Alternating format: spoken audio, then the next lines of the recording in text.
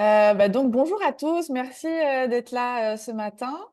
Moi, je suis Linda Boiron, je suis de la coordinatrice à la formation à la Société québécoise de la déficience intellectuelle. Et cette présentation est organisée conjointement avec aussi la Fédération québécoise de l'autisme. Il y a Lily Plourde qui est la directrice et qui est là aussi également. Donc, on est content de voir se regrouper des organismes en DI dans l'autisme. Euh, je dois admettre en même temps quelqu'un. Aujourd'hui, on est chanceux parce qu'on a trois présentatrices. Je vais commencer.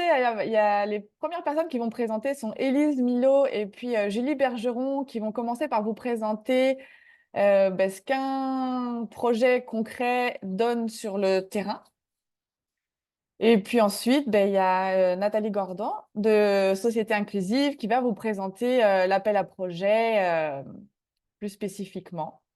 Donc, bonne présentation à vous tous. Et puis à la fin, il y aura une période on a du temps hein, pour des questions-réponses, donc n'hésitez pas, elles sont vraiment là pour répondre à vos questionnements. Je vous laisse la parole, Élise et puis Julie. Parfait. Donc, je vais juste partager mon écran, m'assurer que tout fonctionne avant de débuter. Partager le bon écran aussi, bien sûr. Est-ce que vous voyez bien la présentation? Oui? Oui. Bon, ben bonjour, merci d'être présent en grand nombre. Alors, je commence en me présentant et Julie, je te cède la parole après. Moi, c'est Élise Milot. Je suis professeure en travail social depuis maintenant bientôt 10 ans et je fais de la recherche euh, participative, principalement avec des partenaires communautaires de la Ville de Québec. Et puis, je m'intéresse à comment est-ce qu'on peut rendre les communautés plus inclusives des adultes et des personnes vieillissantes qui vivent avec une déficience intellectuelle ou qui sont autistes. Voilà. Julie. Allô tout le monde. Alors, Julie Bergeron, représentante de l'Association pour l'intégration sociale de la région de Québec, un organisme là, qui œuvre à favoriser le mieux-être, l'inclusion et la qualité de vie des personnes vivant avec une déficience intellectuelle, des personnes autistes et de leurs proches. On offre différents services, dont un service de répit spécialisé à domicile que vous allez entendre parler tout bientôt, un service habitation, service conseil, sensibilisation, etc. J'ai aussi différents chapeaux. Alors, je suis un parent moi-même. J'ai une jeune fille de 15 ans qui vit avec la trisomie 21 et je me passionne là, pour le monde de la recherche. Là. Donc, je suis impliquée aussi au panel des usagers permanents de l'Institut national d'excellence en santé et services sociaux, pour la direction des services sociaux. Alors, voilà, c'est mes trois chapeaux actuellement que je porte. Enchantée. Puis, et puis, ben, Julie et moi, on s'est rencontrés parce qu'on avait été interpellés là, par Nathalie de Société Inclusive pour essayer comment dire, donc, de séduire des organismes en DI et en autisme à la recherche participative, essayer de vous démontrer que c'est peut-être pas si sorcier que ça, puis que ça peut être vraiment intéressant, puis aussi répondre à des besoins concrets que vous avez au sein de vos organismes. Donc, on va parler notamment des avantages des leviers, tu sais, en tant que chercheur, mais aussi en tant que partenaire. Là. On va parler de différents. En fait, je vais vous présenter deux projets, mais on va insister davantage sur le projet Oasis là, qui a été réalisé notamment avec l'IAISC. Puis aussi, on va vous montrer certains outils qui sont issus de recherche participative qui pourraient peut-être être pertinents aussi au sein de vos organisations. Alors, voilà. Donc, je vous ai présenté un petit peu le plan de la présentation. Puis voilà. Si vous avez des questions, vous pouvez lever la main, vous pouvez attendre à la fin aussi pour les poser. Là, je pense qu'on est quand même assez à l'aise. Mais je pense qu'avant de débuter cette présentation avec des exemples plus concrets, on voulait peut-être juste un petit peu plus mettre la base sur qu'est-ce que c'est que la recherche participative.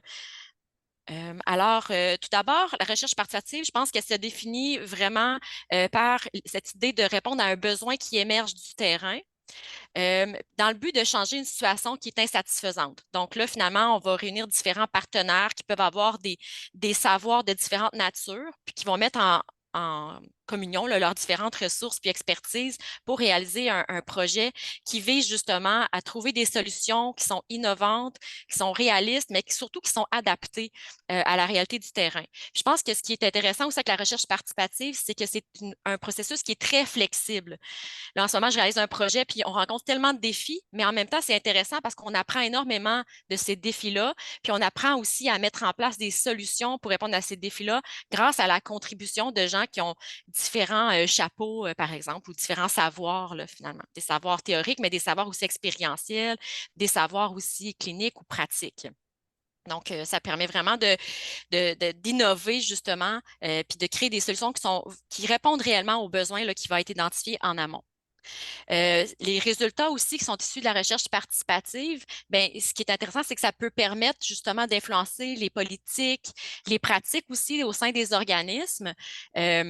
Puis aussi, ça peut permettre aussi aux organismes de démontrer finalement la pertinence, la plus-value d'un service qui aurait été développé ou de nouvelles pratiques ou d'un outil, par exemple. Ça va, Julie? Quelque chose à Oui, tout à fait. Ça peut ajouter? permettre Puis, aussi de démarrer un nouveau service, voilà. Vous par allez voir exemple. des exemples plus concrets, ça va faire beaucoup plus de sens ce que je dis. Peut-être que ce que je trouvais intéressant aussi de vous dire, c'est qu'il y a différentes valeurs ou principes qui guident la recherche participative puis qui la rendent vraiment, je pense, intéressante. Donc, tout d'abord, c'est un projet de recherche qui mise sur l'engagement significatif puis les interactions égalitaires entre toutes les personnes qui sont impliquées dans le processus. Donc, ça nécessite, par exemple, des fois de revoir le calendrier pour s'assurer que tout le monde a le temps de participer, puis les espaces aussi pour participer en fonction de la disponibilité des gens, mais aussi de leur réalité. Donc, c'est genre des difficultés au niveau de la communication, mais comment est-ce qu'on adapte les outils pour favoriser leur pleine participation aux échanges puis aux prises de décision qui vont se réaliser à travers un processus participatif qui est réellement participatif. Donc, les gens qui sont réunis autour de la table quand on fait une recherche participative, c'est des gens qui sont concernés par une situation. Donc, ça peut être des intervenants, des parents, des personnes qui ont des sens intellectuels ou qui sont autistes. Donc, ça nécessite vraiment d'adapter nos pratiques. Un autre principe qui est très important, c'est le partage de pouvoir. Le partage du pouvoir, donc j'ai parlé de partage de décision, mais aussi le partage du pouvoir, c'est quelque chose qui est vraiment intéressant. Puis que ça nécessite d'avoir toujours une pratique réflexive, qu'on soit chercheur, qu'on soit gestionnaire impliqué, qu'on soit un parent. Puis je pense que le climat de confiance qu'on essaie d'établir là, à travers les processus participatifs fait en sorte que parfois on peut mettre en lumière des éléments où est-ce qu'on s'est senti moins à l'aise par rapport à peut-être un déséquilibre de pouvoir pour s'assurer que le processus demeure participatif, puis ancré dans le partage et c'est ça, tout au long du processus. Ensuite, ben, évidemment, le respect mutuel est vraiment important, puis le respect aussi des expertises différentes des personnes impliquées. Puis je pense aussi qu'un principe qui est important, c'est l'éducation et le partage. Donc, ça nécessite que si je reconnais, par exemple, qu'une intervenante va avoir un rôle de co-chercheur dans le processus, ben, peut-être qu'elle a besoin que je lui transmette certaines informations. Donc, moi, à travers ma pratique, ce que j'ai pu constater, c'est que, bon, en recherche, il y a quelque chose qui est un petit peu complexe là, au niveau il faut toujours faire approuver son projet par un comité éthique. Puis parfois, c'est pas toujours facile de comprendre qu'est-ce que ça nécessite, qu'est-ce qu'on a le droit de faire, qu'est-ce qu'on a le droit de pas faire quand on fait un projet de recherche.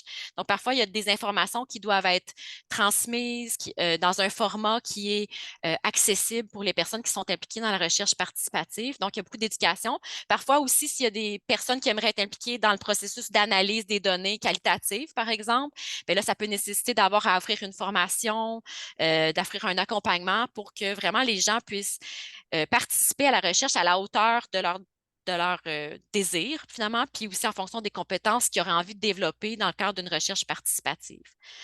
Puis aussi, je pense que ça va dans les deux sens, l'éducation. Moi, j'ai énormément appris dans le cadre des projets de recherche que j'ai réalisés de façon participative parce que j'ai assisté à des présentations offertes par les organismes avec lesquels j'ai participé ou je me suis impliquée, par exemple, dans des conseils d'administration, ce qui m'a permis d'apprendre énormément puis de faire des projets de recherche qui, j'espère, répondent davantage à la réalité des organismes partenaires. Puis je pense qu'un autre principe, c'est que c'est une approche aussi qui est assez différente des approches traditionnelles, où est-ce que le chercheur se positionne comme un expert, puis que c'est lui qui guide le processus, qui a le leadership du processus de recherche là, de A à Z là, principalement. Fait que donc les participants ou les co-chercheurs ou les partenaires dans le projet sont vraiment plus actifs tout au long de la démarche de recherche. C'est bon? Ça va? Tu veux ajouter quelque chose, Julie? Non, c'est parfait. Non? OK. C'est très bien rendu. C'est bon. Alors, avant de poursuivre, je voulais vous présenter deux projets en cours qui sont des recherches participatives que je porte. Là, Julie est malheureusement pas impliquée dans ces projets-là.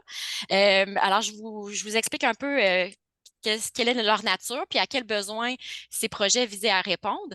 Donc, le premier projet, c'est un projet qui s'appelle le mentorat actif. Donc, en fait, c'est un projet qui a été réalisé en plusieurs étapes, avec au début le Centre de parrainage civique de Québec et maintenant, c'est le regroupement des organismes de parrainage civique qui est impliqué dans ce projet. Donc, le point de départ, c'est qu'on estimait que les personnes vieillissantes qui ont des déficience intellectuelle étaient souvent exclues des milieux d'aînés où se réalisent des loisirs et des activités de bénévolat. Donc, puis en vieillissant, ce que les organismes de parrainage constataient, c'est que ces personnes, le réseau social de ces personnes-là s'effritait à travers l'avancée en âge, faisant en sorte qu'il y avait des possibilités très limitées là, d'avoir une participation active à la vie de leur communauté. Et puis, il y a des études qui démontrent aussi que les attitudes à l'endroit des personnes qui ont des déficiences intellectuelles tendent à s'améliorer, mais ce sont les personnes de 60 ans et plus qui ont des attitudes les plus négatives à l'endroit des personnes qui ont des déficience intellectuelle. Donc, on voulait un peu renverser cette situation-là. Puis, ce que les études montrent aussi, c'est que pour développer des attitudes plus positives à l'endroit des personnes qui ont des déficience intellectuelle, ben, il faut justement côtoyer ces personnes-là, donc les côtoyer aussi lorsqu'elles exercent des rôles où est-ce qu'ils sont en pleine contrôle de la situation, où est-ce que justement sont en mesure de réaliser leur participation sociale et citoyenne même. Donc, on a développé une pratique, en fait, où est-ce que ce qu'on souhaitait avec les centres de parrainage civique, c'est d'innover, puis développer une pratique qui est différente du parrainage.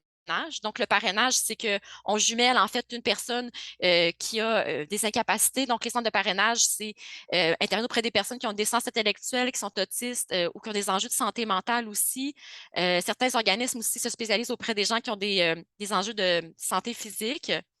Le parrainage, c'est qu'on jumelle un bénévole de la communauté et une personne qui a des incapacités. Puis là, ben, ils réalisent ensemble une activité dans la communauté en fonction de leurs intérêts puis de leurs points en commun. Mais le mentorat actif, ce qu'on souhaite faire au lieu de créer des jumelages 1-1, c'est qu'on va dans les groupes où se réalise déjà une activité et puis on va aller former des personnes qu'on appelait avant les mentors, mais à travers la recherche, on a pu comprendre que les personnes n'aimaient pas beaucoup ce mot-là, donc on a choisi le mot complice. Donc, on va dans les groupes, on va chercher deux complices qui vont favoriser l'inclusion et la participation active de la personne à l'activité. Donc, c'est de l'aider à participer, mais aussi de l'amener à aller vers les autres membres de l'activité pour pas qu'elle soit seulement qu'avec son parrain-marraine, pour utiliser les termes du parrainage civique, mais vraiment qu'elle puisse se mêler au groupe, puis vraiment faire partie intégrante du groupe, puis réaliser l'activité. Donc, en ce moment, là, justement, on est en train d'expérimenter la pratique là, dans 3 régions du Québec et éventuellement peut-être 4, ce qui est vraiment super intéressant. Donc, ce qu'on a fait, en fait, pour développer cette pratique-là, en fait, ça ne vient pas de moi, là, je voudrais bien m'attribuer tout ce crédit-là, mais je me suis inspirée d'une pratique qui a été implantée en Australie, mais qui malheureusement n'existe plus aujourd'hui parce que, bon, les chercheurs et l'organisme partenaire ont une subvention, puis après la subvention, ben, ça a pris fin. Puis moi, je pense que ce qui peut être vraiment gagnant, c'est de créer un partenariat avec des organismes communautaires, tu sais, qui voient la plus-value, puis qu'on construit ensemble une pratique qui répond à leurs besoins, puis qui ont envie par la suite d'aller chercher le financement, puis de pouvoir la maintenir sur le long terme, là, parce que ça répond à un besoin. Donc, pour vraiment bien faire les choses, ce qu'on a fait dans une première étape, c'est qu'on a fait une étude pour connaître les besoins des personnes qui ont une déficience intellectuelle j'allais dire à travers le Québec, mais c'est principalement au Québec qu'on a réalisé la première étude pour comprendre c'est quoi les défis qu'ils rencontrent sur le plan de l'inclusion sociale. Ça nous a vraiment beaucoup outillés. Puis à travers cette étape-là aussi, on a réfléchi à comment est-ce qu'on pourrait s'inspirer, oui, du mentor actif implanté en Australie, mais vraiment l'adapter à la réalité des organismes de parrainage civique. Donc, on a fait ça dans le cadre d'une première étape. Puis après ça, ben, il y a eu une pandémie, je ne sais pas si vous vous souvenez. Donc, implanter une pratique en milieu d'aînés, c'était pas vraiment le bon timing. Et puis, je me suis dit, ben, c'est un bon moment de passer en congé de maternité. Donc, il y a eu toutes sortes de défis, en fait, de choses de la vie qui a fait en sorte qu'on a dû un petit peu prendre plus notre temps. Et ça nous a permis d'aller chercher un financement pour développer beaucoup de matériel pour éventuellement outiller les intervenantes qui allaient implanter cette pratique-là. Parce qu'au début, ça leur faisait un petit peu peur parce que ben là, c'est un petit peu plus, l'intensité est un petit peu plus importante que ce que je suis habituée de faire au niveau de mes pratiques. Donc, on a développé beaucoup d'outils. Donc, il y a un guide d'implantation qui est disponible sur Internet, sur le site que vous voyez juste en bas. On a développé aussi des magnifiques capsules vidéo qui peuvent être utilisées par les intervenantes qui vont aller chercher des mentors ou des complices, puis les accompagner pour qu'il y ait vraiment des pratiques centrées sur l'autodétermination des personnes, puis qui par exemple, qu'ils ne fassent pas à la place, qu'il n'y ait pas des comportements dénotant d'une certaine infantilisation. Donc, ces capsules-là ont été développées aussi avec des personnes qui ont une déficience intellectuelle, puis des acteurs aussi d'un organisme qui s'appelle Entracte, ici à Québec, un organisme qui met sur la mixité puis l'inclusion. Puis, ils sont vraiment magnifiques. Donc, si vous avez envie d'aller les voir, là, je pense que ça peut être utilisé aussi à travers d'autres contextes. Puis, ces capsules-là, on les a réalisées. En fait, on a animé un groupe de discussion sur Zoom avec des intervenantes à travers le Québec en parrainage civique. Puis, on leur a demandé c'est quoi les principaux défis qui sont rencontrés dans les relations de jumelage entre des bénévoles et des gens qui ont des déficience intellectuelle. Puis, à partir de ça, il y a une scénariste qui a écrit des scénarios, puis justement, on a produit les 4 capsules vidéo. Donc, finalement, ça, c'était l'étape 2. Ensuite, à l'étape 3, ben là, on est en train d'implanter, là, on a eu un bon financement là, pour pouvoir implanter la pratique là, sur les sites en question. Alors voilà pour le mentorat actif. Le deuxième projet, je ne pourrais pas vous en parler énormément parce qu'on est vraiment dans les tout débuts. Mais quand même, ce que je peux vous dire, c'est que c'est un projet. Oups, on dirait que le logo, bon, s'est déplacé. C'est un projet qui vise à documenter les expériences des membres et des personnes ressources qui travaillent dans les mouvements Personnes d'abord à travers le Québec. Donc, ce que la Fédération dénotait, c'est qu'il y a des pratiques qui se développent, puis malheureusement, elles ne sont pas documentées.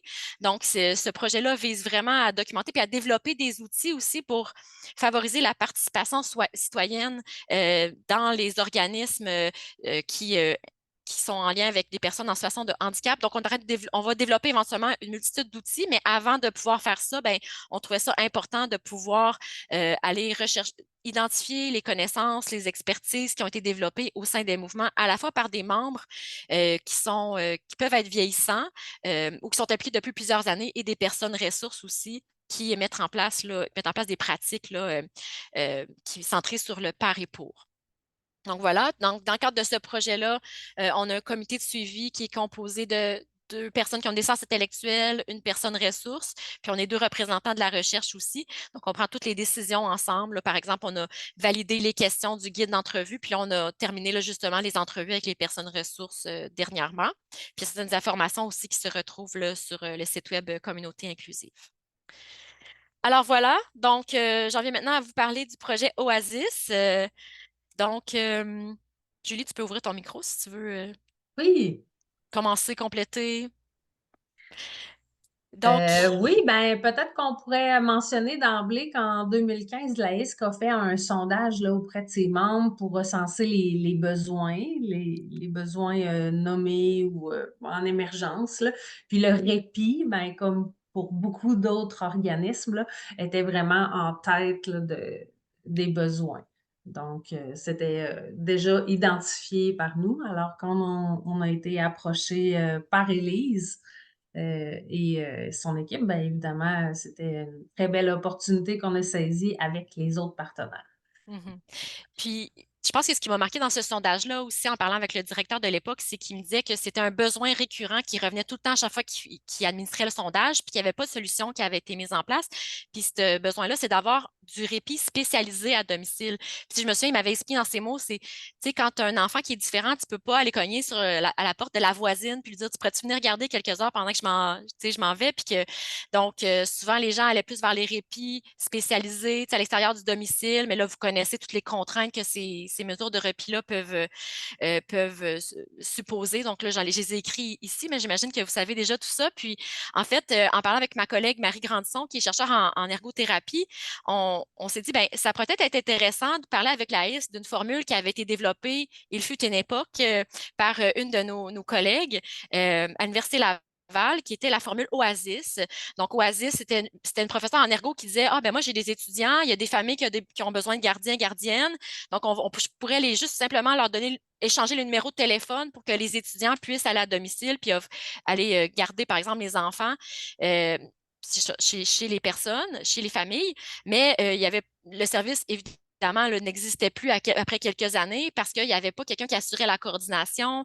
Donc là, les étudiants, si par exemple, ben, il y avait une mésentente avec la famille, ben là, ils pouvaient du jour au lendemain plus donner de nouvelles, ou bien ben, quand ils avaient fini leur session, puis qu'ils, mettons, ils retournaient dans leur famille, ou ben, là, le service cessait. Donc, tout était toujours à recommencer. Puis aussi, il y avait des inéquités faisant en sorte que ben, certaines familles plus fortunées pouvaient rémunérer l'étudiant, alors que d'autres, c'était plus du bénévolat. Donc là, finalement, il y avait plusieurs insatisfactions faisant en sorte que là, finalement, ça avait pris fin. Puis l'Université Laval ne voulait pas vraiment se mêler à ça, justement.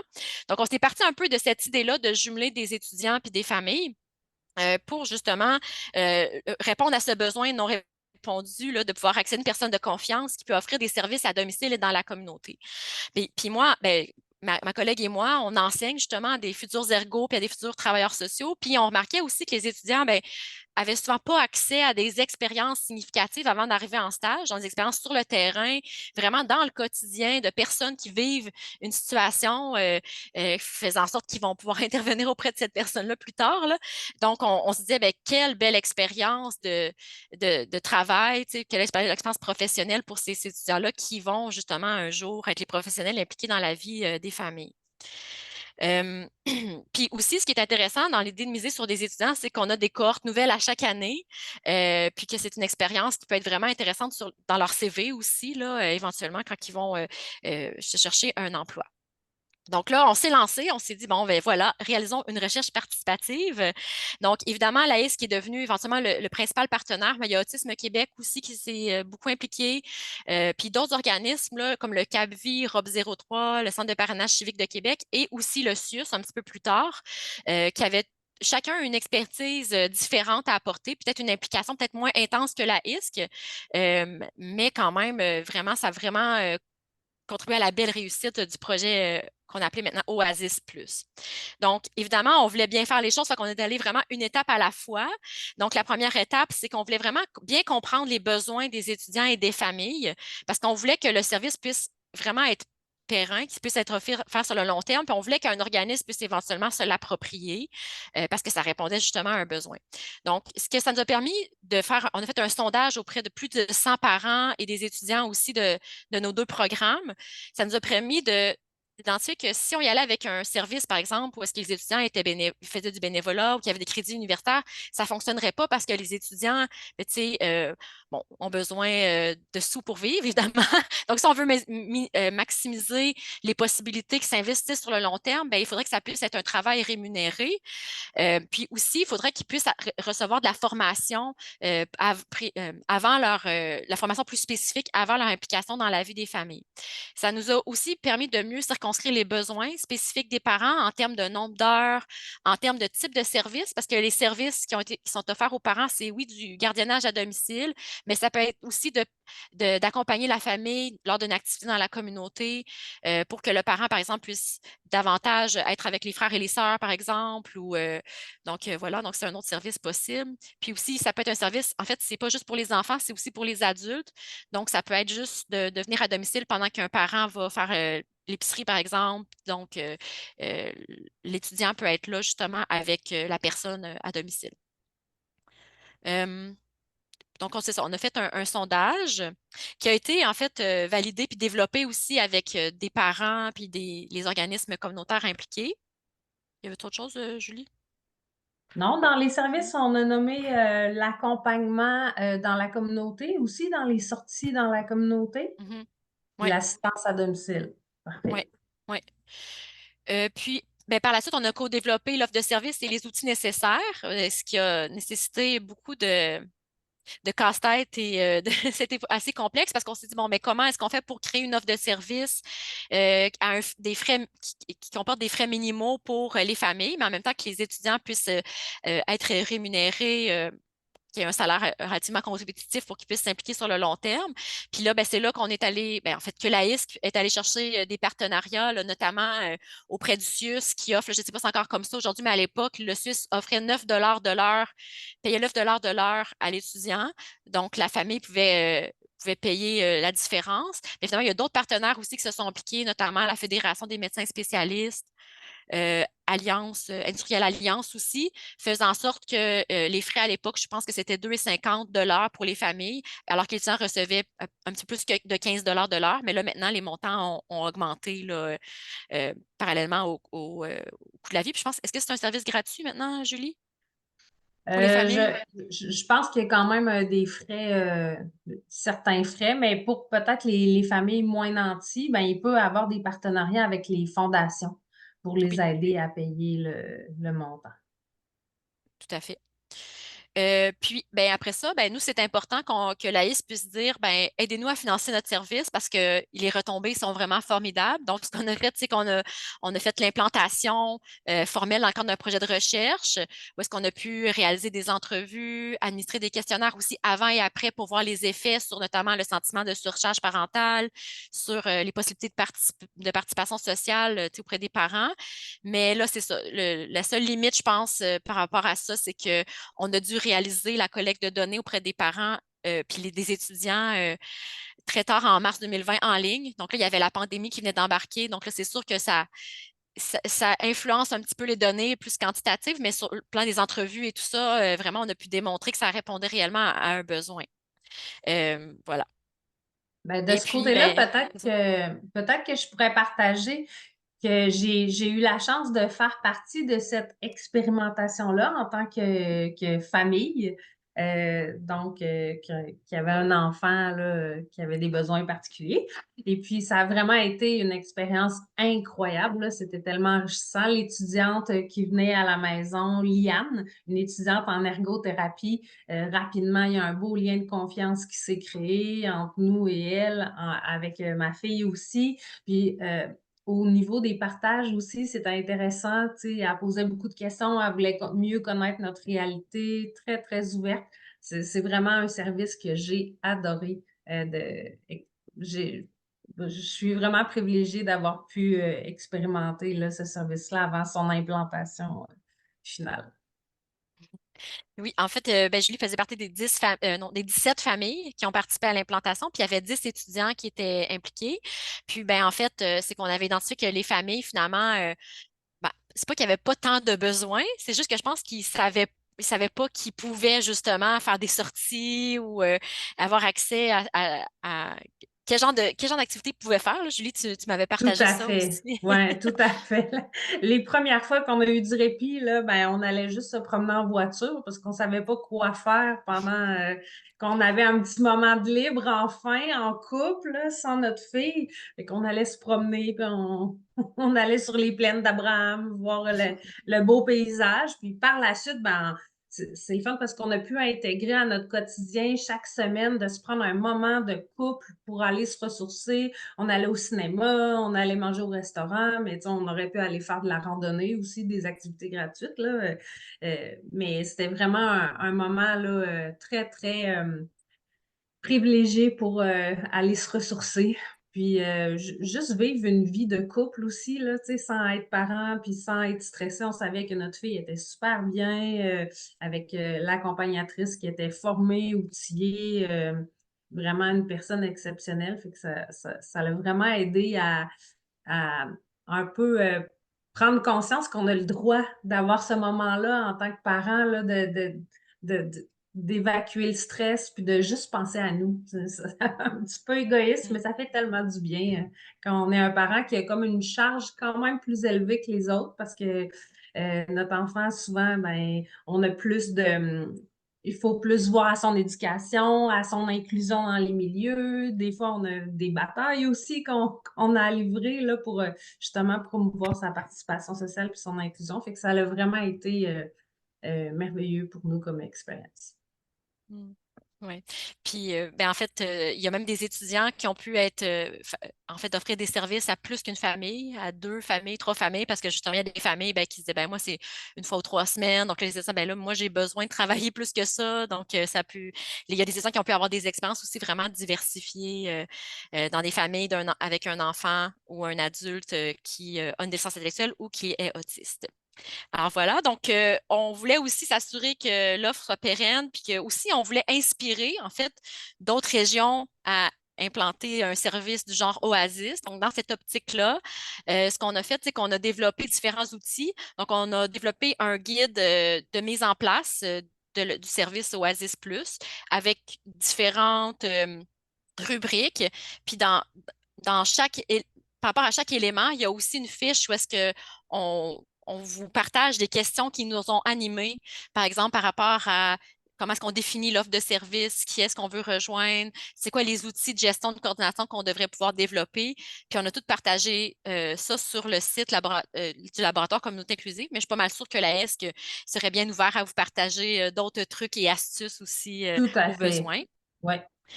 Donc, ça, c'est le guide de mise en place. Puis aussi, on a développé pour les accompagnateurs un guide de formation. Donc là, ça, c'est vraiment une proposition. Parce que nous, ce qu'on a fait dans la partie de la recherche, c'est qu'à tous les mois ou mois et demi, là, on rencontrait les étudiants pour discuter des défis qu'ils avaient rencontrés, puis vraiment pour qu'ils puissent s'entraider les uns les autres. Dans des situations là, qui avaient peut-être généré du stress ou tu sais, je sais pas, parfois il y avait besoin de se faire rassurer aussi par rapport à peut-être une intervention ou une façon de faire là, qu'il avait mis en place ou voilà.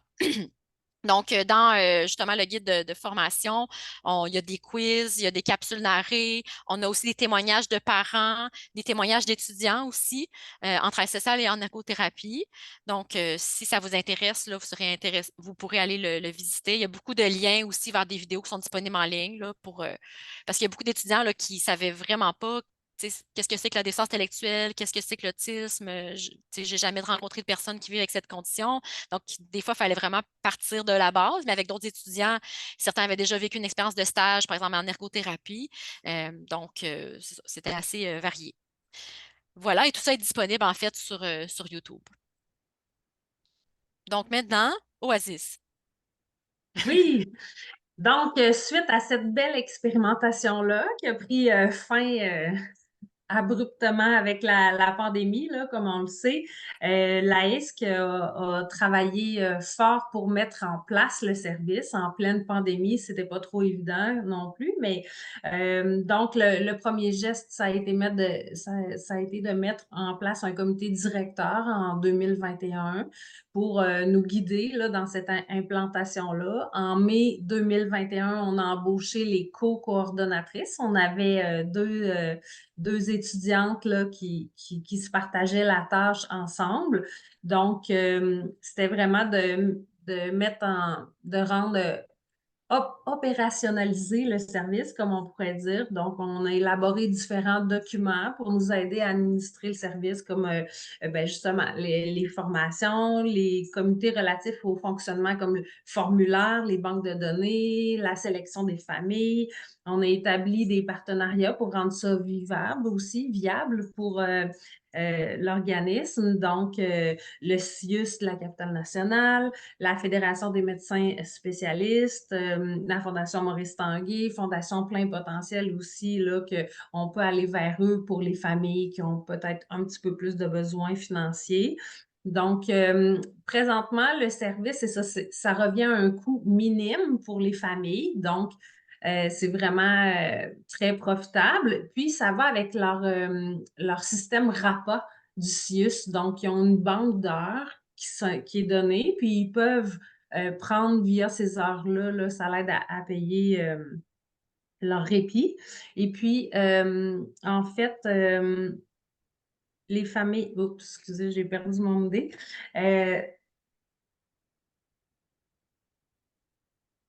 Bon, je vais continuer, ça va peut-être me revenir, désolée.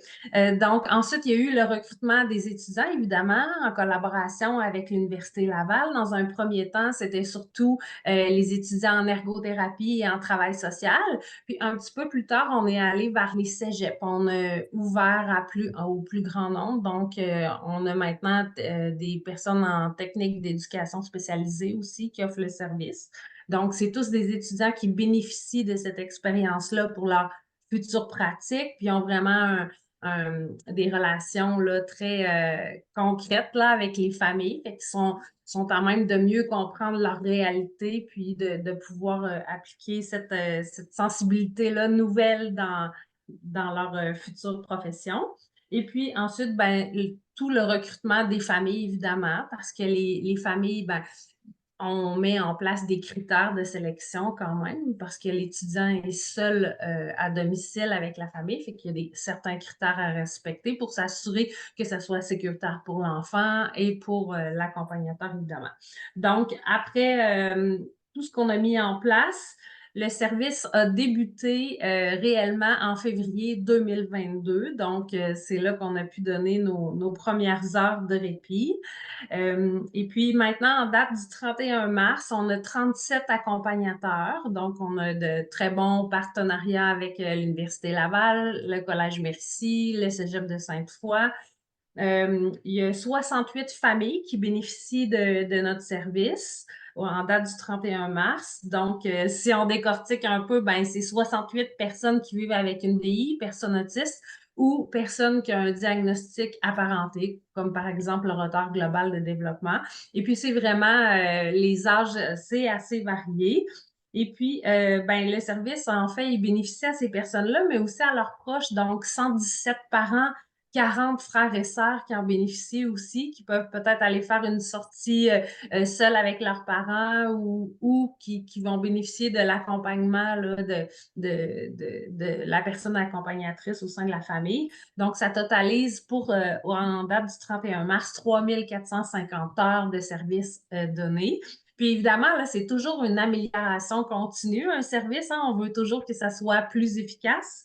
Donc, les nouveaux ajustements qu'on a faits, c'est que maintenant, le service va être offert durant l'été parce que habituellement, on y allait avec les sessions des étudiants. Donc, pendant le temps des fêtes et l'été, c'était pas disponible. Maintenant, on rend ça disponible pour les familles parce que c'est vraiment un besoin qui a été nommé. Et puis, il n'y a plus de maximum d'heures. Auparavant, c'était maximum de 25 heures de répit par mois qu'on avait mis. Maintenant, il n'y a plus de limite. Donc, la famille, si elle veut, même si elle a terminé sa banque d'heures RAPA, elle peut elle-même là, payer un certain montant pour avoir du répit à la maison. Puis on vise d'ici 2025 5 000 heures de répit et offrir des services à 100 familles. Donc, Oui. vous pouvez aller voir sur notre site web, onglet répit en haut. Là, vous allez vraiment voir les types de soutien qui sont offerts, les partenariats, comment devenir une famille, comment devenir accompagnateur aussi, puis une petite section là, de foire aux questions. Puis éventuellement, on va avoir un documentaire, une série documentaire aussi pour présenter les expériences des parents, des jeunes, puis des étudiants aussi, étudiantes qui sont impliquées, certaines personnes qui sont impliquées dans Oasis depuis 2022. Et peut-être même avant, là, je ne sais pas, à suivre. Alors voilà, donc pour conclure, on voulait peut-être vous présenter là, un sommaire d'avantages et de leviers là, par rapport à la recherche participative pour essayer de vous convaincre davantage si vous ne l'êtes pas encore déjà. En fait, ben là, je parle pour moi, là, pour les chercheurs, ben, en fait, je pense que de créer de la recherche participative, ça permet vraiment de créer des liens de confiance qui sont vraiment importants. Tu sais, moi, ça fait longtemps que je fais la recherche participative, puis tu sais, je bénéficie beaucoup de ces liens de confiance-là qui ont été établis, puis j'en fais bénéficier aussi mes étudiants qui travaillent sur mes projets. Tu sais, par exemple, là, grâce à ces liens-là, ben, tu sais, ça peut être plus facilitant pour moi de recruter des participants à des projets ou de pouvoir être à l'affût des besoins, tu sais, qui émergent justement, tu sais, sur le terrain ou c'est ça. Donc, je pense que c'est vraiment très, très riche pour moi. Puis aussi, ça me permet aussi, j'ai l'impression de faire vraiment des projets ancrés dans la communauté, tu sais, puis qui ont une pertinence sociale. Donc, moi, je suis en travail social, donc c'est quelque chose qui me parle, qui m'anime vraiment beaucoup. Puis aussi, ça me permet, c'est ça, justement, d'être constamment à l'affût des enjeux, mais aussi, tu sais, à l'affût de, tu sais, des réactions des organismes là, par rapport à, tu sais, qu'est-ce qui se passe sur le plan politique, notamment, là. Donc, pour moi, ça, c'est quelque chose qui est vraiment important, là, qu'on puisse être des alliés, là, dans ces luttes-là, là, qui se portent. Voilà. D'autres avantages? Ah, ton micro est fermé, Julie. Du côté des organismes, ben, trouver des solutions innovantes pour développer des nouveaux services, mais pour aussi adapter nos pratiques. Hein, on acquiert des nouvelles connaissances, ça nous permet de mieux comprendre les besoins des familles, des personnes. On peut adapter nos interventions, puis on développe aussi une expertise. Hein, on apprend, puis ça vient renforcer l'expertise de l'organisme. Ça va participer à des projets de recherche par la banque, ben, ça vient aussi favoriser le pouvoir d'agir de nos membres, donc des proches, des personnes. Ça leur permet d'être impliqués puis de bien pouvoir communiquer leurs besoins, comment qu'ils voient la situation. Puis ça vient aussi les mettre en contact avec des professionnels, avec les gens du milieu de la recherche. Donc, eux aussi, là, il y a comme un savoir là, qui s'enrichit. Puis il y a ce partage-là aussi entre les savoirs expérientiels, professionnels, puis terrain, évidemment.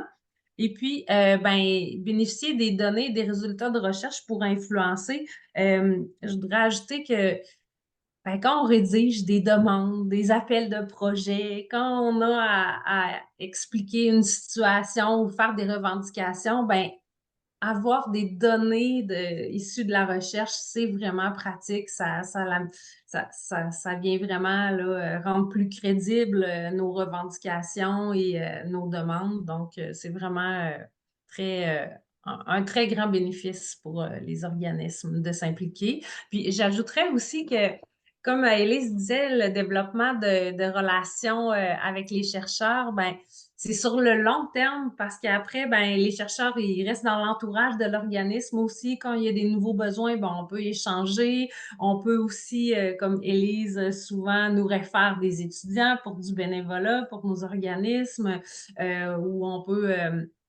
par la bande aussi, on apprend les autres projets de recherche des autres personnes qui sont dans l'équipe. Donc, on peut y participer là, si on le désire. Donc, c'est vraiment très enrichissant pour un organisme là, de côtoyer les chercheurs au quotidien. Puis pour conclure, peut-être que quelques leviers aussi, je pense, qui sont importants de considérer pour favoriser l'implication des organismes. Bon, évidemment, on a beaucoup parlé de reconnaître l'expertise, mais aussi reconnaître aussi l'implication des gens à travers tu sais, une rémunération. Donc, dans certains projets de recherche, c'est possible d'aller chercher justement du financement comme avec Société inclusive. Là, c'est une demande de subvention plutôt. Donc, ça, je pense que c'est vraiment important de reconnaître financièrement l'implication d'organismes communautaires, puis pas simplement pour participer à des rencontres, mais aussi pour tout le temps investi, mettons, pour aider au recrutement. On le sait que c'est long de faire du recrutement, puis nous, comme chercheurs, on ne peut pas appeler directement des participants potentiels pour leur demander de participer à un projet de recherche. On n'a pas le droit sur le plan éthique. Donc, justement, on passe souvent par les organismes communautaires, puis on le sait que ça prend beaucoup de temps. Donc, de reconnaître justement cette implication-là, je pense que c'est vraiment fondamental. Euh, donc aussi, c'est important de justement valoriser puis de démontrer aussi puis de convaincre les gens aussi de la plus-value de co-construire ensemble des projets de recherche. Parce que des fois, les organismes, ils ont tendance à dire, ben, les gens des organismes ont tendance à dire, ben, toi, tu le sais, non, non, vas-y, je te fais confiance. Donc, je pense que c'est important aussi de démontrer à travers nos actions comme chercheurs à quel point il y a une plus-value justement à co-construire ensemble. Donc, évidemment, ouverture et écoute des besoins. Donc, des fois, ça implique, comme chercheur, d'avoir à se dire, bon, OK, moi, j'aimerais que ça aille plus vite. Ça ne va pas vite comme je voudrais. Donc, c'est de toujours être dans la réflexion sur nos actions, sur nos façons de faire pour vraiment réaliser de la recherche participative là, qui nécessite du temps et une flexibilité. Puis, tu sais, les organismes subventionnaires, là, ils ont beaucoup d'ouverture quand on leur explique justement que ça prend un petit peu plus de temps parce qu'on voulait vraiment bien faire les choses, puis que c'est une recherche participative. Donc, habituellement, ça se passe relativement très, très bien.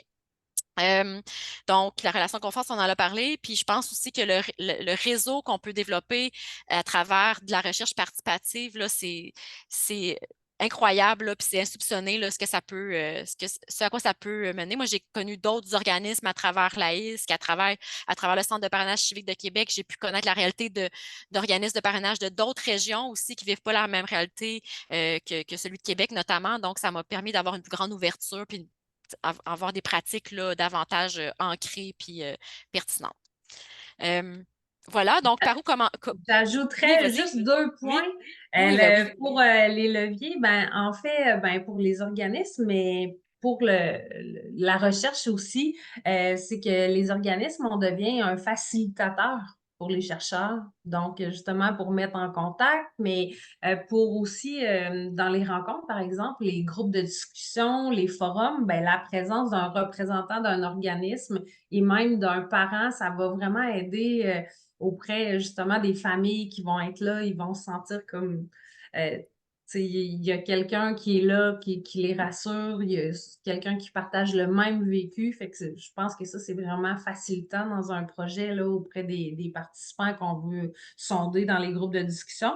Puis aussi, ça l'aide les chercheurs à faire peut-être des outils plus vulgarisés pour le grand public. Donc, c'est le fun de la recherche, mais on veut que ça serve, on veut que ça soit des outils concrets. Donc, d'avoir des personnes, des organismes sur le terrain qui sont habitués de travailler avec les familles, puis des familles elles-mêmes aussi, des personnes, des proches qui y participent, ça l'aide vraiment pour créer des outils là, qui vont être utilisés et non tablettés, comme on pourrait dire. Mhm, mhm. Tout à fait. Puis ça me fait penser, là, juste pour donner un exemple concret, dans le cadre de mon projet sur le mentorat actif, j'ai embauché une personne qui est une ancienne, ben, en fait, une intervenante à la retraite, là, qui a 35 ans d'expérience en organismes dans les organismes de parrainage civique. Puis je l'ai embauchée comme co-chercheur, puis on fait tout ensemble. Puis ce qui est aidant, c'est que j'ai l'impression qu'il y a elle peut aller chercher, bon, évidemment, je pense que ça donne une certaine crédibilité auprès des intervenantes, là, tu sais, qui ont l'impression que elle peut me surveiller par rapport à mes pratiques aussi en recherche. Puis en même temps, ça fait en sorte que les intervenantes ont plus de facilité à s'exprimer à elles dans un premier temps pour discuter des défis, des enjeux. Puis après ça, on amène ça en équipe d'une façon qui est pas confrontante peut-être pour certaines intervenantes qui ont rencontré des défis dans l'implantation d'une pratique. Donc, j'expérimente au quotidien la plus-value de vraiment co-construire, puis de travailler, puis de co-animer aussi les rencontres ensemble. Ça ajoute vraiment, on voit vraiment, tu sais, comment les deux couleurs peuvent se mélanger puis créer quelque chose d'encore plus beau là, au mélange de ces couleurs. Bon, je m'en vais dans la poésie. Je pense que c'est temps de terminer, là. Mais donc voilà. Donc, si vous voulez implanter si vous êtes intéressé par Oasis Plus, vous avez le site web ici. Puis ben, Nathalie va vous parler de Société inclusive, qui est une opportunité de financement pour la recherche participative. Puis si vous avez des questions pour moi ou pour Julie, vous avez aussi nos adresses courriel. Je pense que la présentation va être disponible aussi à la suite de cette présentation. Voilà. Est-ce qu'il y a des questions?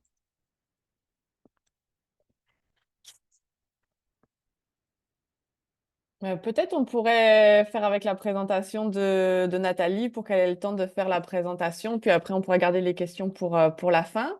Et pour la présentation, bah oui, si Elise, Julie, vous me la communiquez, je pourrais l'envoyer à tout le monde après, si pour vous c'est possible. Alors, bonjour tout le monde. Merci beaucoup, Élise. Merci beaucoup, Julie. Wow, moi, je suis sans mots. Je pense que si j'étais encore à la direction d'un organisme, là, je voudrais faire tout de suite de la recherche participative. Là. C'est un merveilleux exemple de toutes les étapes, là, autant au début dans la construction de la question, comment que, ils ont travaillé ensemble, dans le déroulement de la recherche aussi, puis même dans la mobilisation des connaissances. Là, c'est vraiment, c'est vraiment ce qu'on cherche à financer. Donc, je vais vous parler de société. Je vais vous partager un petit peu la mission de Société inclusive et aussi notre appel à financement. Peut-être dire d'emblée, avant de partager mon écran, là, que nous, on a 2 concours par année. Donc, dans le fond, une équipe peut aller chercher un 35 000 dont 10 000 va à l'organisme partenaire principal. Donc, ça, c'est une obligation. pour, comme Élise et Julie le mentionnaient, là, pour contribuer à l'implication au niveau du temps. On n'a pas de reddition de compte. Là. Ça peut être des ressources humaines qui sont payées par ce 10 000-là. Là. Il n'y a pas de critères d'obligation. Donc, c'est quand même une belle flexibilité là, au niveau là, des organismes. Puis, on en a 2 par année, donc un à l'automne, un à l'hiver. Donc, ça permet une belle possibilité. Je vous partage mon écran. Essayez de partager la bonne ici. Est-ce que vous voyez bien l'écran? Ça va? Oui, super. Donc, on a ici la page titre. Donc, c'est quoi la mission de Société inclusive? La mission de Société inclusive, on cherche vraiment à rassembler et mobiliser les acteurs de la recherche, mais aussi de la communauté. Souvent, les gens vont nous étiqueter, dire « Ah, vous êtes plus avec les chercheurs », mais ce n'est pas tout à fait exact. On veut vraiment rassembler la communauté qui travaille autour des enjeux, dans le fond, des personnes là, qui vivent avec des incapacités. Puis, incapacité, c'est vraiment au sens large. Ça inclut la déficience intellectuelle, le trouble du spectre de l'autisme, ça inclut aussi les handicaps moteurs ou des troubles de la communication. Ça peut même aller avec des personnes qui sont vieillissantes, qui vivent des incapacités à cause du vieillissement. Ça peut être à cause des barrières à la ruralité. C'est vraiment incapacité au sens large. Puis nous, dans le fond, ce qu'on veut faire, c'est développer des projets de recherche participative. Comme Élise et Julie vous l'ont expliqué, c'est exactement là, ce qu'on vise à développer puis à mobiliser. C'est la mission de Société inclusive. Donc, notre vision, comme je vous disais, c'est on veut vraiment rassembler, on veut créer une synergie autour des acteurs qui permet au final de créer une société plus inclusive et de répondre aux besoins des personnes là, qui ont des incapacités. Donc, comme je vous disais, incapacité, c'est vraiment tout type d'incapacité. Rapidement, l'historique, dans le fond, on existe depuis 2017. On est né là, suite à la collaboration de 4 organisateurs, de 4 porteurs de dossiers qui voulaient rendre une société plus inclusive et améliorer le bien-être. Donc, on a le CRIR, qui est le Centre de recherche interdisciplinaire en réadaptation du Montréal métropolitain. Donc, on n'est pas juste à Québec, on est vraiment provincial. Donc, autant les régions, Abitibi-Témiscamingue, c'est vraiment partout au Québec. Il y a le CIRIS, le Centre interdisciplinaire de recherche en réadaptation et intégration sociale. INTER, regroupement stratégique en ingénierie de technologie interactive en réadaptation. Donc, ça, c'est le volet un petit peu plus technologique. Et il y a le REPAR, le Réseau provincial de recherche en adaptation-réadaptation. Donc, ces 4 organisations-là se sont mis ensemble pour développer Société inclusive. Maintenant, dans le fond, Société inclusive, il y a eu plusieurs transformations. On est vraiment devenu une plateforme de recherche participative et intersectorielle commune, puis on veut mutualiser les expertises, puis on est en train de rallier d'autres réseaux aussi. On est en démarche actuellement. Des nouveaux réseaux comme le RTSA, Réseau pour transformer les soins en autisme, le RQRV, Réseau québécois de recherche sur le vieillissement, Réseau CARE, Communauté rurale et éloignée en santé, et le RRSV, le Réseau en recherche et en sciences de la vision. Donc, on est vraiment en démarche là, pour vraiment rallier les organisations qui travaillent avec les gens qui ont des incapacités. Qu'est-ce qu'on fait concrètement? On a vraiment 3 services qui sont plus étoffés. Donc, on soutient la recherche participative intersectorielle avec les appels à projets, donc un financement là, de 35 000, qui est possible de bonifier aussi avec des demandes complémentaires à MITAX. MITAX, c'est un organisme fédéral qui va venir financer l'embauche d'étudiants ou de stagiaires qui peut permettre à l'équipe d'aller chercher jusqu'à 30 000 supplémentaires. Donc, une équipe peut recevoir en tout jusqu'à 65 000 ce qui est quand même vraiment intéressant. Puis, une exigence de MITAX, c'est que le stagiaire, la personne aux études, doit passer la moitié de son temps là, dans l'organisme partenaire. Donc, c'est vraiment quelqu'un qui peut vous aider directement à réaliser le projet dans vos missions et tout. Donc, notre deuxième objectif, un autre service, c'est vraiment de favoriser la concertation, le travail de collaboration. Fait qu'on veut vraiment euh, faire des liens entre la communauté, entre les enjeux, pas les enjeux, mais entre les acteurs du terrain, vous autres, les organismes communautaires, puis les associés à des chercheurs. Donc, nous, on offre ce service-là. Donc, un organisme qui dirait, ben oui, moi, je suis intéressé, j'ai des besoins, j'ai des enjeux, je me pose telle question, j'ai le goût de faire une recherche, mais je connais personne. Ben, nous, un de nos services, vous nous contactez, on s'assoit ensemble, on prend une rencontre ensemble, on essaie de voir c'est quoi vos besoins, puis on a accès à une liste de chercheurs, des chercheurs qui sont vraiment fantastiques. Élise est un exemple aussi, très collaboratif, très à l'écoute, qui ont les compétences aussi de prendre votre questionnement, de votre enjeu, puis de le transformer en question de recherche, de voir la méthodologie, de vous proposer des pistes d'action. Donc, ça fait partie de notre travail à nous, comme agente de concertation intersectorielle. C'est un grand titre, là, mais c'est facilitatrice. Donc, ça nous aide vraiment à vous mettre ensemble, à vous relier selon les intérêts, selon ce que vous cherchez. Donc, il ne faut pas que ça soit un obstacle, le fait, je ne connais pas de chercheur, je ne connais pas la recherche, ben, c'est encore mieux que vous ne connaissez pas la recherche parce qu'on va vous jumeler.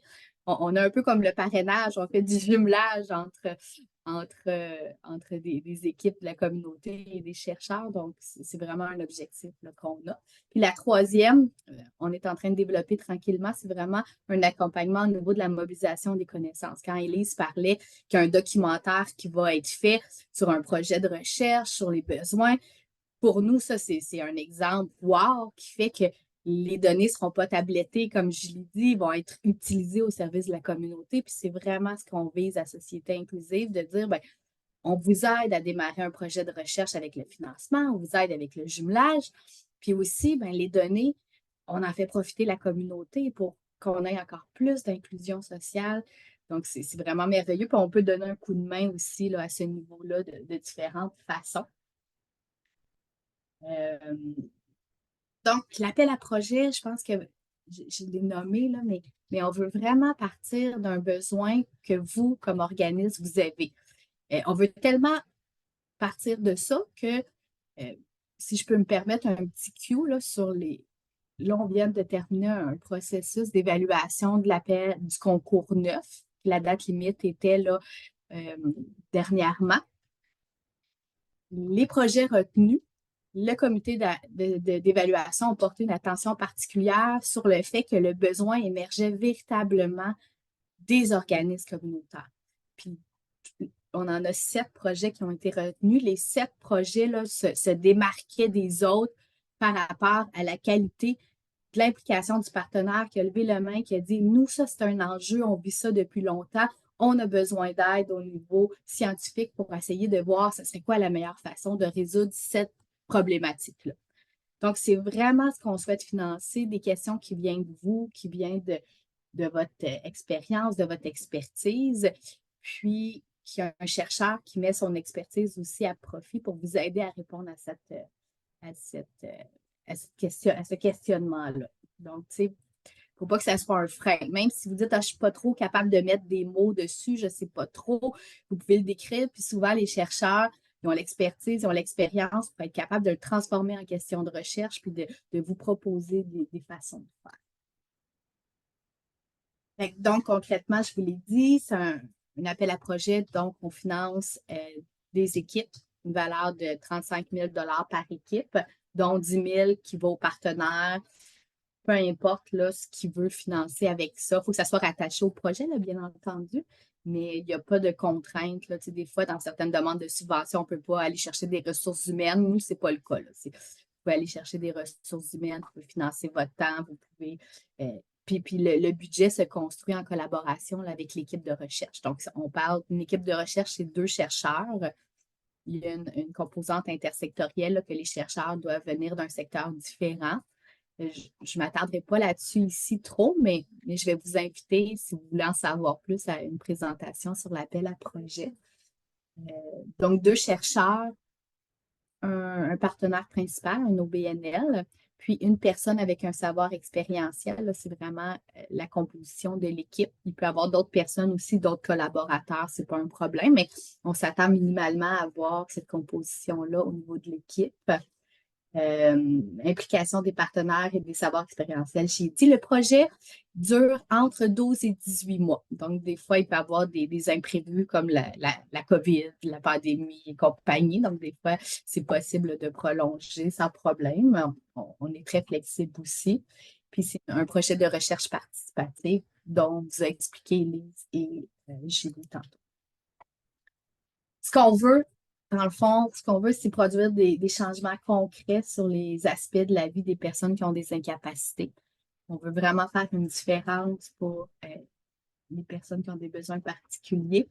Puis on veut mettre en œuvre des solutions qui vont permettre de diminuer les obstacles environnementaux et sociaux que rencontrent ces personnes dans la réalisation de leurs habitudes de vie. Donc, on est très large dans notre objectif, ce qui permet, dans le fond, de pouvoir proposer différents types de projets là, selon votre besoin.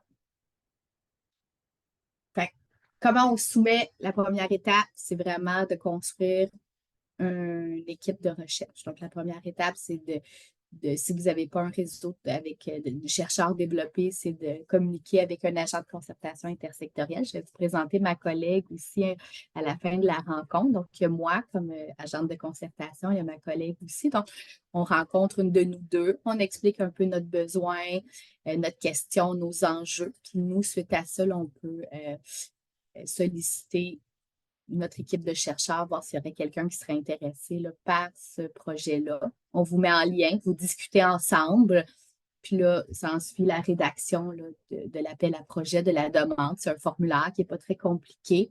Si jamais vous êtes intéressé là, à savoir plus de détails sur l'appel à projet 10, la présentation, ça va être le 18 juin 2024 de 11h30 à 12h30. Donc là, je rentre vraiment dans tous les détails, les critères d'admissibilité, qu'est-ce qu'il faut faire et tout ça. Je pense que c'était moins la place ici aujourd'hui. Mon objectif, c'est un petit peu là, avec Élise et Julie de vous teaser, de vous donner le goût d'en savoir plus, de voir que c'est possible aussi dans votre réalité, dans vos enjeux. Puis toujours avoir en tête que la date de dépôt, c'est le 4 novembre. Donc, ça nous laisse comme l'été pour réfléchir, pour élaborer les étapes, tout ça. Donc, ça donne quand même du temps. Puis souvent, là, on se garde un petit délai là, pour traiter les demandes. C'est tout un processus qui est rigoureux d'évaluation des dossiers. On interpelle des chercheurs. Il y a toujours 2 chercheurs qui évaluent le dossier, un représentant d'OBNL, puis une personne là, représentante des fondations qui financent Société inclusive. Donc, c'est vraiment toujours 4 personnes qui évaluent. On a une grille qui est disponible aussi sur notre site Internet qu'on utilise année après année. Puis que les gens ils vont attribuer des commentaires en fonction des critères qui sont aussi connus, qui sont dans le programme. Donc, c'est un processus qui est vraiment rigoureux d'évaluation. Puis, comme je vous dis, un des points centraux, c'est vraiment que ça vienne d'un besoin d'un organisme communautaire, que ça émerge d'un enjeu que vous vivez, d'un questionnement. Et voilà, c'est pas mal ce que j'avais à vous dire et ça, on pourrait prendre les questions là, si jamais vous en avez. Je vais arrêter le partage. Ah, je vais vous présenter ma collègue aussi, pardon. Peut-être Jessica, si tu peux te présenter rapidement. Jessica est arrivée en poste hier, donc toute nouvelle au sein de l'équipe de Société inclusive. Ben oui, merci Nathalie. Et j'étais vraiment contente aussi d'entendre les présentations de Julie et Élise, là. C'est super inspirant. J'ai travaillé aussi en coordination de projets de recherche participative, en développement des communautés. Donc, vraiment, l'inclusion sociale, là, ça fait partie de mon ADN. Alors, j'espère avoir l'occasion de vous réentendre pour votre dépôt de projet éventuellement pour la suite. Je redonne la parole à Nathalie ou peut-être Linda. Merci vraiment pour ces belles présentations. C'est à la fois très clair, très inspirant et puis ça va dans le sens vraiment de mettre les forces ensemble pour apporter du meilleur sur le terrain. Donc, c'est enthousiasmant. Est-ce que vous avez des questions? C'est le moment. Il n'y en a pas dans le chat, j'en ai pas vu. T'en as une, Julie? Ben, c'est juste une petite, un petit plus, en fait, c'est que, ben, peu importe quel organisme qui collabore à la recherche participative, ça vient bénéficier à l'ensemble des organismes qu'il y a, parce qu'on peut, justement, un projet de recherche qui a été développé à Montréal, en Abitibi ou au Lac-Saint-Jean, ben, tout le monde peut se servir de ces données-là après qui sont facilement accessibles, puis on peut s'en servir pour nos demandes ou améliorer nos pratiques, peu importe. Donc, c'est vraiment, je pense, ça bénéficie à tous les organismes communautaires que plus d'organismes s'intéressent à la recherche participative et en face.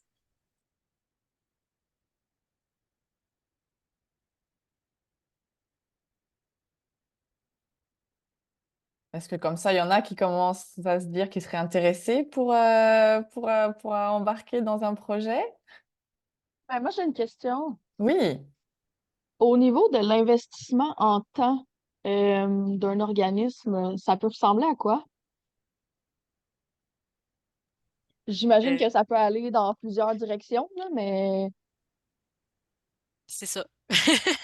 Mais ça dépend, puis je pense que tout ça peut se discuter dès le début, avant même d'écrire le projet, puis de faire la demande de subvention. Tu sais, là, dans le cadre de l'appel à projet de société inclusive, ben là, tu sais, c'est un 10 000 minimum là, qui est alloué à l'organisme, mais ça peut être utilisé de différentes façons. Ça peut permettre l'embauche d'une personne à temps partiel, ça peut permettre de dégager une personne aussi au sein de l'organisme. Mais tu sais, je pense que ça va dépendre de la discussion avec le chercheur, puis de l'implication voulue aussi de l'organisme. Tu sais, je sais OK. qu'il y a des chercheurs qui font, par exemple, des rencontres vraiment fréquentes avec, tu sais, avec les gens de l'organisme. D'autres, c'est plus étalé dans le temps. Tu sais, des fois aussi, ben là, l'organisme peut dire, ben oui, on veut s'impliquer, mais tu sais, on a des contraintes au niveau du temps. Mais là, c'est peut-être possible dans le cadre de l'appel à projet de faire juste une partie du projet, puis éventuellement chercher un autre financement pour le poursuivre. Tu sais, donc, c'est ça, c'est une approche qui est très flexible aussi. Donc, c'est sûr que ça dépend des disponibilités de l'organisme, des gens de l'organisme. Merci beaucoup. J'ajouterais, dans le fond, tu sais, à cette flexibilité-là, le fait aussi que si on part d'un besoin de l'organisme, ben, c'est sûr que ça va vous demander un temps minimal, mais au bout de la ligne, ça va vous en faire économiser beaucoup aussi parce que souvent, quand on est devant un enjeu, une difficulté, puis qu'on ne voit pas d'issue, mais dans cette difficulté-là, on passe beaucoup de temps puis d'énergie à essayer de la transformer, puis on arrive souvent face à un mur. Mais avec la recherche, dans le fond, avec, mettons, un ajout d'un étudiant qui va venir aider, ben oui, peut-être la direction ou le responsable de projet va donner un 2, un 5 heures par semaine, mais ça va donner peut-être plus de liberté ou de lousse à l'organisation qui va aller en retirer peut-être un 15 heures sur un étudiant qui prend en charge peut-être un aspect qui est plus difficile. Il y a cette flexibilité-là aussi.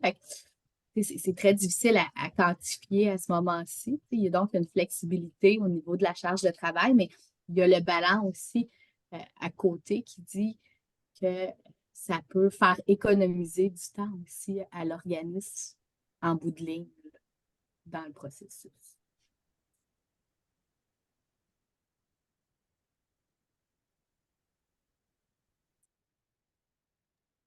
Est-ce qu'il y a d'autres questions?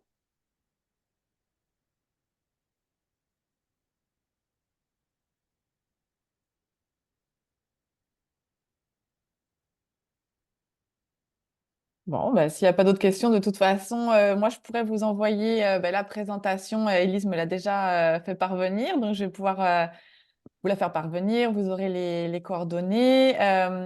Nathalie, est-ce que tu veux aussi m'envoyer ta présentation ou au moins, voilà, au moins je pourrais mettre tes Avec coordonnées plaisir. aussi ou celles de Jessica, qui sont vraiment, vous êtes toutes les deux les référentes qui peuvent mettre en lien avec les chercheurs. Donc, c'est bon, on a vos noms et coordonnées maintenant. Et puis, ben, si c'est bon pour tout le monde, ben, je vous remercie vraiment, ben, vraiment un grand, grand merci pour cette présentation. Puis merci de vous impliquer là dans la recherche participative. C'est enthousiasmant d'entendre parler de tout ça. Merci pour Tant la belle mieux. opportunité Oui, d'en parler. Mm, merci. J'espère que des organismes vont mm. contribuer. Ouais. Gênez-vous pas. On est vraiment là pour répondre aux questions. Il n'y a aucune question qui ne vaut pas la peine d'être posée, là. Nous, on répond. Ça nous fait toujours Oui, je plaisir pense que de ça vaut le répondre en coup temps. d'aller poser les questions, après voir la faisabilité ou non, mais allez, je pense, allez poser les questions. Là, je pense qu'on a voilà, plusieurs personnes qui peuvent vraiment répondre et aider et puis aiguiller comme il faut. Ça marche. Bon, ben, bonne journée, tout le Bonne monde. Bonne journée journée. à Au tout le revoir. Bye bye. monde. Au Bye. revoir. Au revoir. Bonne